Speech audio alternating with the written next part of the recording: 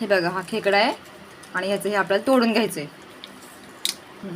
तोडून घेतलं की हा जो पोर्शन तुम्हाला सांगितलं हा निघत नाही, त्याला असं करायचं नखाने आणि फक्त याला हे फेकूनच द्यायचं आहे आपल्याला. याच्यामध्ये असं करायचं, झालं. हा पोर्शन ऑटोमॅटिक साईडला निघते. हे बघा 2 भाग झाले आणि वरचं जे आहेत पाकोळ्यासारखे ह्याच्या लसूणसारख्या पाकळ्या आहेत त्या काढायच्या सगळ्या. झालं अशा प्रकारे. आता धुवून घेणार आहोत आपण. हे आपल्या नांग्या आहेत, हे आपल्या अशा धुवून घ्यायच्या, जसं आपण भाजी धुवून घेतो ना तशीच धुवून घ्यायची.